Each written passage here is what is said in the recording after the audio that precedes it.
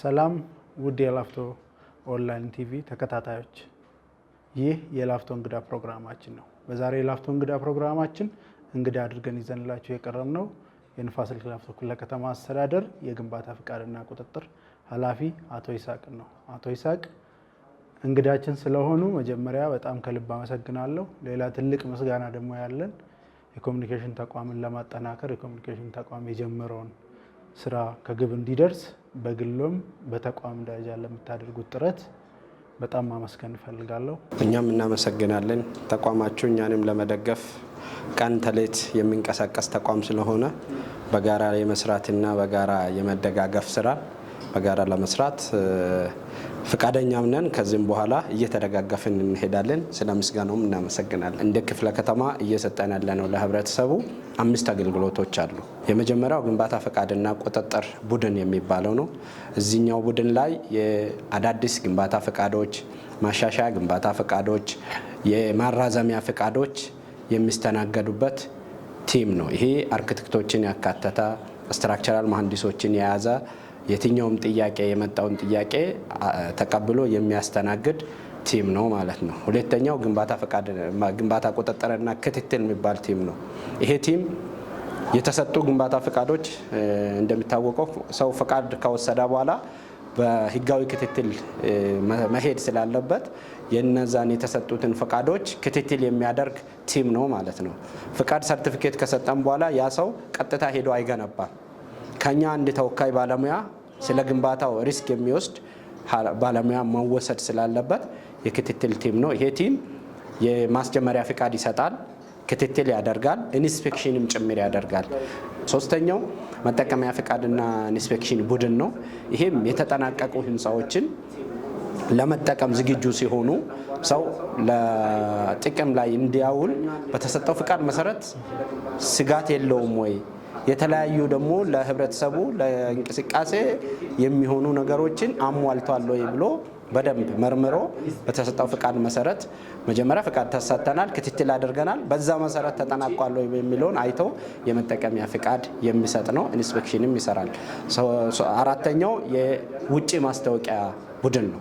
ይሄ ቡድን ከዚህ በፊት የነበረውን የከተማውን የማስታወቂያ አሰጣጥ ጉራማይሌነትን የቀረፈ በጣም በዲጂታል በሆነ መንገድ የውጭ ማስታወቂያዎችን የሚሰጥ ነው፣ የሚከታተል ቲም ነው። አምስተኛው እነዚህን ነገሮች አጠቃላይ ዶክሜንቶችን የሚያደራጅና ወጪ የሚያደርግ ቡድን ነው። መረጃና ዶክሜንቴሽን የሚባል ነው። እነዚህ አገልግሎቶች ናቸው እኛ ጽህፈት ቤት ላይ የሚሰጡት ማለት ነው። አገልግሎቶች ለመስጠት አሁን ከቅርብ ጊዜ በኋላ ሙሉ ለሙሉም ባይሆን በአብዛኛው ወደ ቴክኖሎጂ የተሸጋገረ አገልግሎት እንደሚሰጡ ኢንፎርሜሽን አለኝ።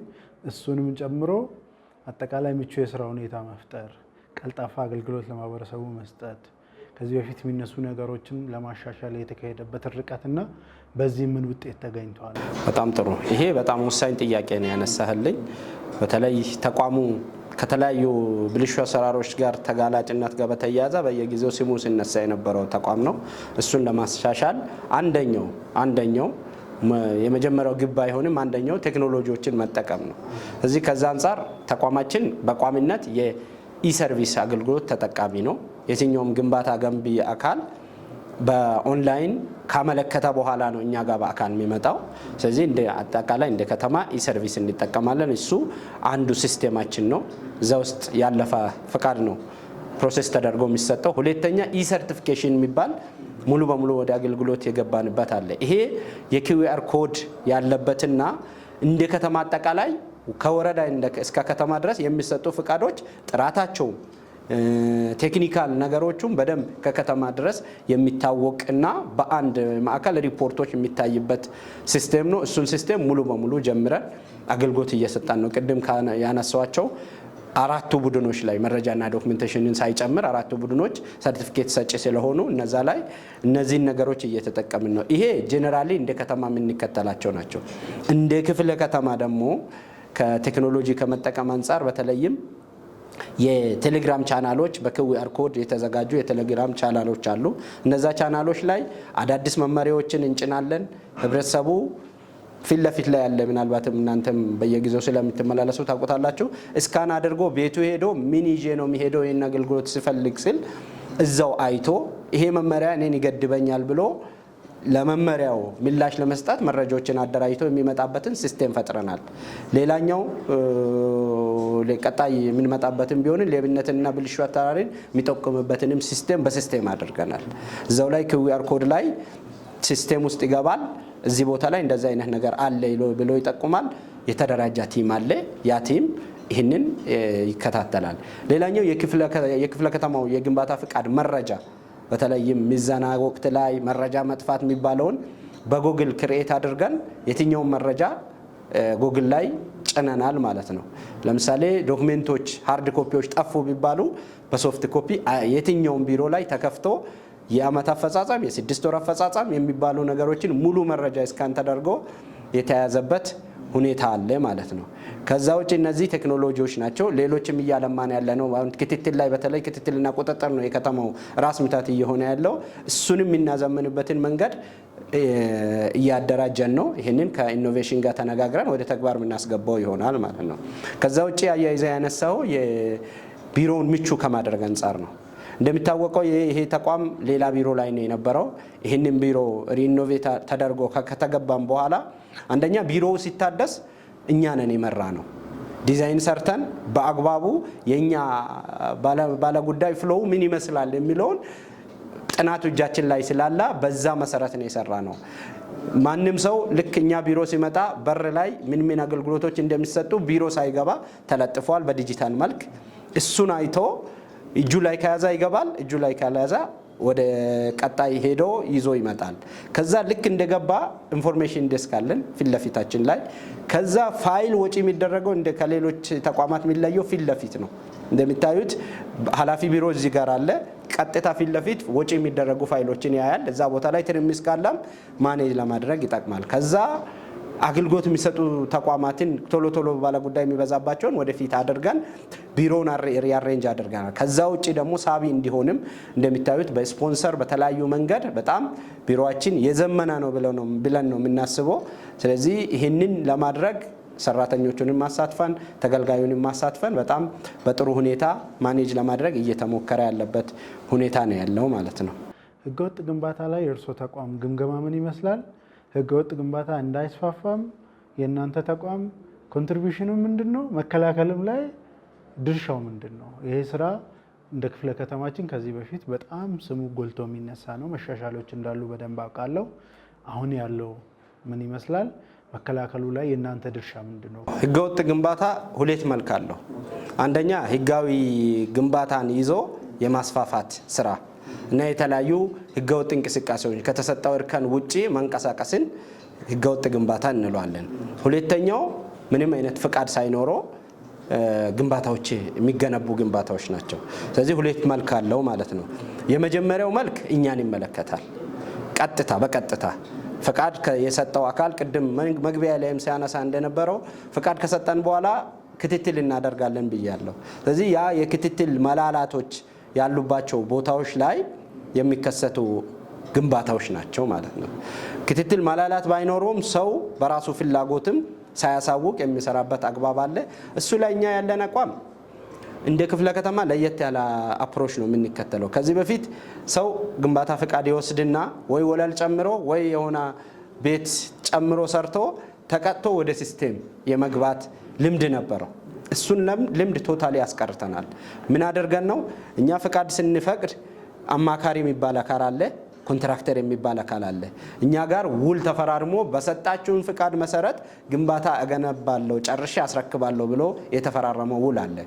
ከዛ ውል ፍት ብሎ ሌላ ተጨማሪ ማስፋፊያ ከተሰራ ቀጥተኛ የኮንትራክተሩና የኮንሰልታንቱ ላይ ደብዳቤ እንጽፋለን፣ ባለቤቱ ላይ ደብዳቤ እንጽፋለን። በዘንድሮ ዓመት ብቻ ከ50 በላይ ደብዳቤዎችን ጽፈናል። ይሄ ባለሀብቱ ላይ የምትወስደው እርምጃ ቀጣይ ያሉ ሰዎች ሀሳብ ውስጥ የሚያሉ ሰዎችን መግታት ይችላል ማለት ነው። ሁለተኛ የኛ ባለሙያ ነው ክትትል እንድታደርግ የተሰጠ እርከን ላይ ምን አደረክ ብለን እንጠይቃለን። ስለዚህ እዛ ውስጥ የሱን ክፍተት ካየን ተጠያቂ እናደርጋለን። ቡድኑም ተጠያቂ ያደርጋል፣ እንደ ጽህፈት ቤትም እኔም ተጠያቂ ያደርጋለሁ። ከዛ ውጪ ከህግ ውጪ ፈቃድ ሳይወስድ የሚሰሩት ላይም በክትትል ጥቆማዎችን ከደንብ ማስከበር ጋር እንነጋገራለን። ለምሳሌ ዘንድሮ በተለይም ቅንጅታዊ አሰራርን በመፍጠር በጣም ብዙ የተከላከልናቸው ህገወጦች አሉ። ከዛም ባሻገር እኛ እንደ ባለቤትም እንንቀሳቀሳለን። እዚህ ቦታ ላይ ፍቃድ ሳይወሰድ እንዳይሰራ እንደዚህ አይነት እንቅስቃሴ አለ ብለን ጥቆማም እንሰጣለን። ምክንያቱም አዲስ አበባ ከተማ ካቢኔም የወሰነው ውሳኔ አለ ከሴት ባክ ጋር ከተለያዩ ነገሮች ጋር ያንን ሽሽት ሰው ፍቃድ ሳይጠይቅ ሊሰራው ስለሚችል ከደንብ ማስከበር ጋር በደብዳቤም እየተጻጻፍን በጋራ መድረክ እየፈጠርን እየተከላከልን ያለ ነው። ሙሉ በሙሉ ንጹህ ነው የሚል ቅድም አንተ እንዳነሳውም የለኝም። ነገር ግን አምናም ነበርኩኝ እኔ ከአምና ዘንድሮ ያለው ነገር በጣም ፕሮግሬሲቭ ነው። ግንባታ ፍቃድ ስራ ብዙ ተቋማት ይታወቃል በከተማችን በብልሽት ጋር ተያይዞ ይነሳል።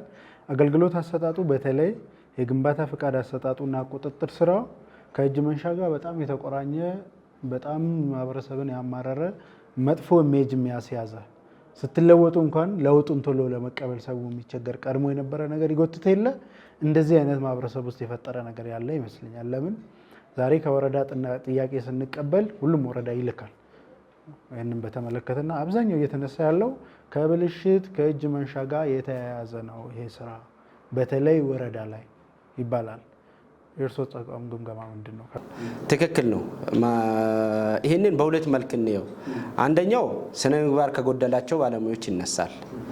ህብረተሰቡን በማመላለስ በተደጋጋሚ እንዲመጣ በማድረግ ተገዶ ይህን ከማደርግማ እንዲህ አድርጌ ባልፈው ብሎ እንዲወስን የሚያደርግ። ሌላው ደግሞ ከአንዳንድ ስነ ምግባር ከሌላቸው ተገልጋዮችም ይነሳል። መነሻውን ህግን ተከትሎ ከመሄድ ይልቅ ቤተሰባዊነትን፣ ጓደኝነትንና ቅድም እንዳልከውም እጅ መንሻዎችን ለመጠቀም የሚንቀሳቀስ አለ። እሱ እኛ ቀጥታ ኮንትሮል ልናደርገው አንችልም። እኛ ቀጥታ ኮንትሮል የምናደርገው የእኛን ተቋም ላይ ያለውን የስነ ምግባር ጉዳይ ነው። ይህን በተመለከተ በየጊዜው በ15 ቀን የግንኙነት ጊዜ አለን። እኛም ጋር ጥቆማዎች ይመጣሉ፣ እኛ ጋር ደግሞ ባለጉዳዮችም ይመጣሉ ተጉላለው ብለው ያንን ያነሷቸው ወረዳዎች ላይ ቲም አደራጅተን እንልካለን፣ ማስተካከያዎች እናደርጋለን። በዛ መሰረት በዘንድሮ አመት ላይ ብቻ እንኳን ከ40 በላይ ባለሙያዎችን ተጠያቂ አድርገናል። ከክፍለ ከተማ ብንነሳ በቀጥተኛ እጅ መንሻ እጅ ከፍንጅ ባንይዝም አዝማሚያ ያለው ቡድን መሪ አግደናል። ከስራ አግደን አጣርተን ከነበረበት ከቡድን መሪ ቦታ ዝቅ አድርገን መድበናል። ምክንያቱም ህብረተሰቡ ጥቆማ አመጣ፣ ቅሬታ አቀረበ። ቅሬታው ትክክል ሊሆን ይችላል ብለን አየን። አዝማሚያዎች አሉ። ገንዘብ ከመቀበል ጋር ባያያዝም ጊዜን መስረቅም አንዱ ችግር ስለሆነ ይሄን አድርገናል። በወረዳ ደረጃ ላይ አመራር እንዲነሳ አድርገናል። ለምሳሌ ህብረተሰቡን ሲያጉላሉ የነበሩ ወረዳ 9 ላይ አንድ አመራር ከኃላፊነት እንዲነሳ አድርገናል። ያን ያደረግነው የጋራ ግምገማ አድርገን ነው ከወረዳው ጋር። ከዛ ውጪ ግን ጥቃቅን የሚባሉ በየጊዜው የሚነሱ ስሞች አሉ። ለዛ ዋነኛው ነገር አስተሳሰብ መቀየር ነው። ስልጠናዎችን እየሰጠን ነው በየጊዜው ሰው እንዲሻሻል።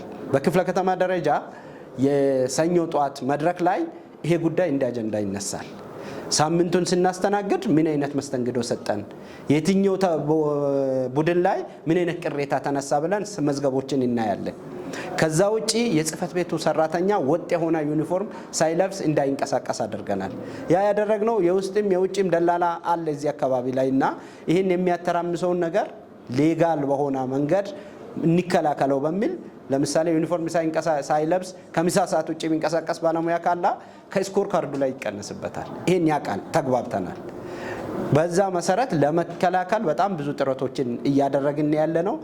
በመሰረቱ አንተ ያነሳውና የህዝብ ምሬት የሚባለውን ነገር ሙሉ በሙሉ ቀርፈን ንጹህ አድርገናል የሚል እምነት የለኝም። ትግል ውስጥ ነው ያለ ነው። ጥሩ ውጤትም እየተመዘገበ ነው የሚል እይታ አለኝ።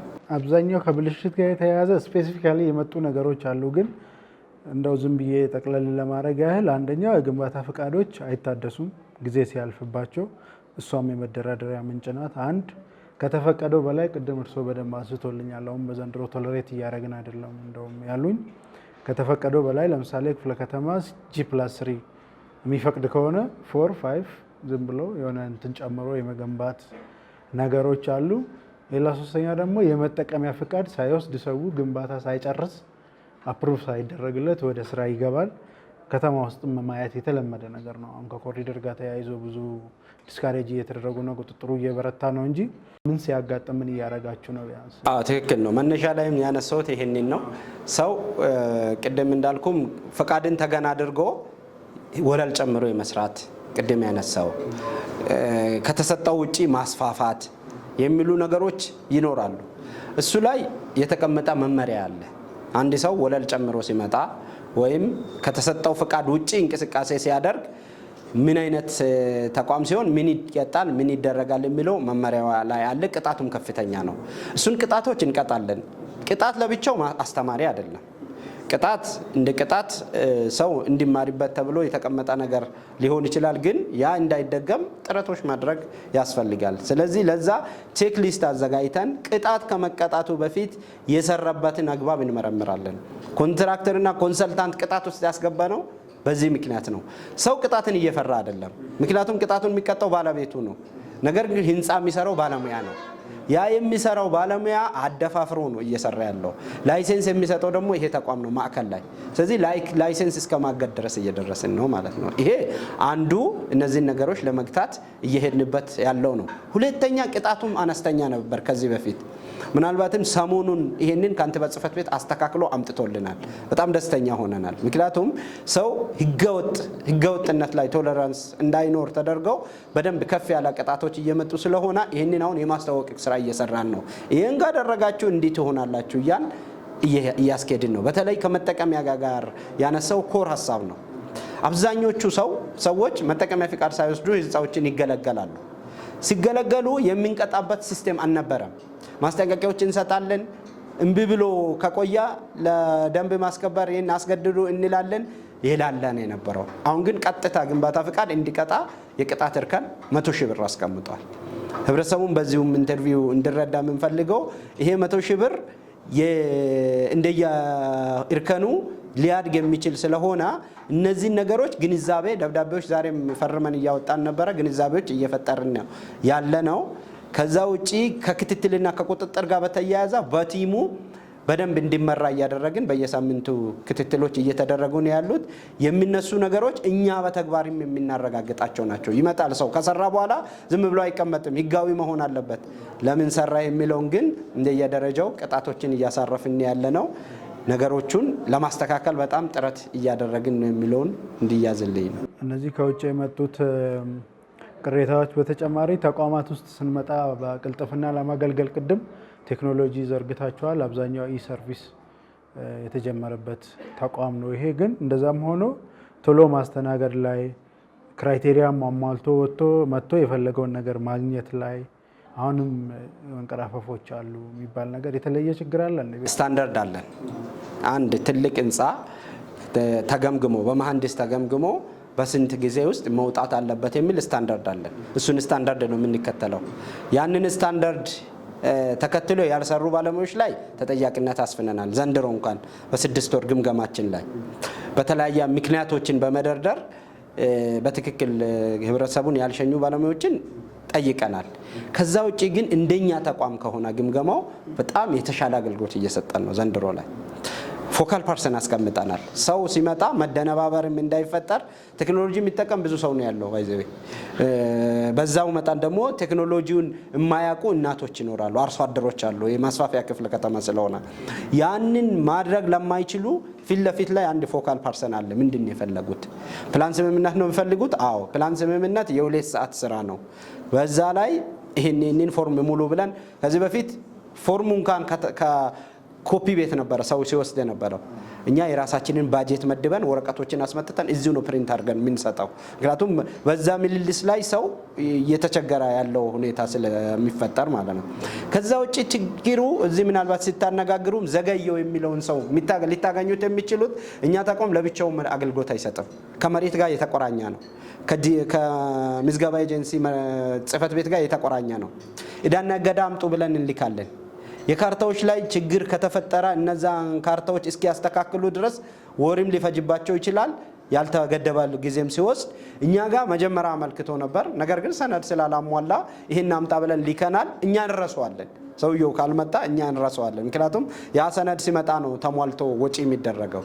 ስለዚህ በዛ መሰረት እዛ ቆይቶ ሲመጣ እንጠይቃለን። እኛ የገባበትን ቀን ፋይል ላይ መዝግበናል። ለምንድን ነው የቆየው ስንል ይህንን አድርጌ ነው ብሎ ሲል በመመልከቻው ላይ እናሰፍራለን። ይሄ ከዚህ እስከዚህ ቀን እዛ ቦታ ነው የቆየሁት የሚለውን ነገር ማረጋገጫ መስጠት አለበት። ከዛ ውጪ የኛ ተቋም ላይ ቅሬታ ባለሙያ ላይ ይሄ ባለሙያ አጉላላኝ ብሎ ያቀረበ ሰው ዘንድሮ ዓመት ላይ የለም።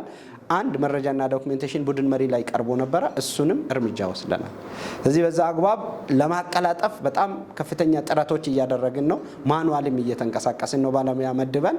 ከዛ ውጪ የሚሰጡን ፊድባክ ሳቲስፋክተሪ ነው። ያን ያህል በጣም ከፍ ያለ ነው ባንልም ጥሩ ደረጃ ላይ ነን ብለን እንድንገልጽ የሚያደርግ ነው። ልክ ሊያስፈርሙ ሲመጡ ሌላኛው በሬ ክፍት ነው። የትኛውም ሰው ሁለቴ ሶስቴ የሚመላለስ ከሆነ አያለሁ፣ ቆሜ ያናግራለሁ። እኔ ምንድነው ሶስቴ ሁለቴ አይቼሃለሁ እላለሁ። ከዛ ጉዳዩን ይነግረኛል፣ በዛ እኔ የሚከታተላለሁ። ሰኞ ጠዋት ፕሮግራም ላይ ባለ ጉዳይ ቁጭ አድርገን ነው የምንወያየው። ከዛ በተደጋጋሚ የተመላለሰ ባለ ጉዳይ አቁመን እንጠይቃለን። ማጋን የተመላለስከው ምንድነው የተባልከው እንላለንና እነዚህ ነገሮች አዳጊ ከሆኑ ምናልባትም ቅልጥፍናውን ከግብ ሊያደርስ የሚችል ነው ብዬ ነው ማስበው። ጥቃቅን ነገሮች ይኖራሉ። የሚመጡትን ጥቆሞች እየወሰድን ማረም ነው። እነዚህ ጉዳዮች የዚህ የጽህፈት ቤት ስራን መቋጫ የምናደርገው እያያዝ እንደሆነ አላቅም። ወደ ቀጣይ አጀንዳችንን መሸጋገሪያ ስለሚሆን ከተማ አስተዳደሩ አዲስ የሴት ባክ ደንብ ህግና ሌሎች ከተማ ስታንዳርድ ማስጠበቅም ጋር በተያያዘ የወጣ አዲስ ህግ አለ። ከሱ ጋር ተያይዞ ምንድነው ዋና ዋና ልዩነት የሚፈጥሩ ነጥቦች እዛ ውስጥ አዲስ ነገሩ አሁን ምን ጥቅም ይዞ ይመጣል፣ አተገባበሩስ ምን ይመስላል የሚለውን ነገር አንስተን እሱን በተመለከተ ከተማ ካቢኔ የወሰነው ውሳኔ የመጀመሪያ ዙር የኮሪደር ስራ ላይ የመጀመሪያ ዙር ከተማችንን ስናሳምር ያጋጠሙን ችግሮች መነሻ አድርጎ ነው። በጥናት ላይ የተመሰረተ ነው ሴት ባክ ህጉ የወጣው። በዛ መሰረት እኛ ሴት ባክ ህጉ ከመጣበት ቀን ጀምሮ እያስተገበርን ነው። የተለየ ያጋጠመንም ችግር የለም። ምክንያቱም የጸደቀ ህግ ነው። ህግን ማስተግበር ነው የኛ ስራ። ስለዚህ እነዚህ ነገሮች ይዞ የመጡ ነገሮች በጣም ብዙ ናቸው። አንደኛ ከተማን የማዘመን ስራ ከዚህ በኋላ እያፈረስን አይደለም እንሄደው። ውስጥ ለውስጥም በቂ ሴት ባክ እያስቀመጥን ነው። መንገድ እናስፋ ብንል በቂ ሴት ባክ አለን። ሰውየውንም አንረብሽም፣ ሴት ባኩንም አንጥስም። ስለዚህ ያንን እንዲተገበር እያደረግን ነው። ያንን አልተገበርም የሚል ሰው ላይ ቀጥታ እርምጃ ነው የምንወስደው። ሴት ባክ ህግ ጥሶ የገነባ ሰው እስካሁን ድረስ ህጉ ከመጣ በኋላ ያጋጠመን የለም።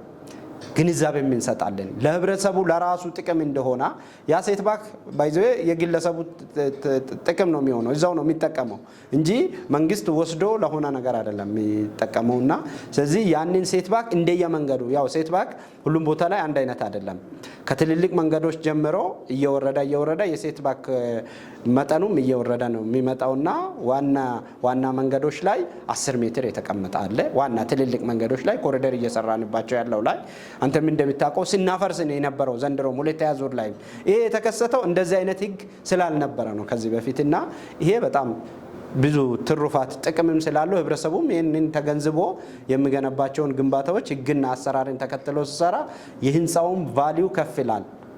ስለዚህ ከአሰራርም ከጥቅምም አንጻር በጣም የላቀ አስተዋጽኦ ስላለው ህብረተሰቡ ይህንን ግንዛቤ ወስደው የትኛውም ነገር ላይ ታዛዥ ሆኖ እንዲሰራ ነው የሚመክረው። በዚህ ጉዳይ ላይ ጠቅለል ያለ ሀሳብ ካሉት ለማህበረሰቡ የሚያስተላልፉት ጥሪ ካለ ብዙ ነገር ነው ያነሳ ነው። የእርስዎ ጽህፈት ቤት ከሚሰጡት አገልግሎት አኳያ ጠቅለል ያለ መልእክት ማስተላለፍ ከፈለጉ ወደ ሌላ ጉዳይ ከማለፋችን በፊት እሺ፣ አንድ ሁለት አጭር መልእክት ነው ማስተላልፈው። አንደኛ የኛ ተገልጋይ እንደ ክፍለ ከተማ ወሰን ክፍለ ከተማ ላይና ወረዳ ላይ ነው የሚገለገለው። ወረዳ ላይ ከጂ0 እስከ ጂ2 ይፈቀዳል።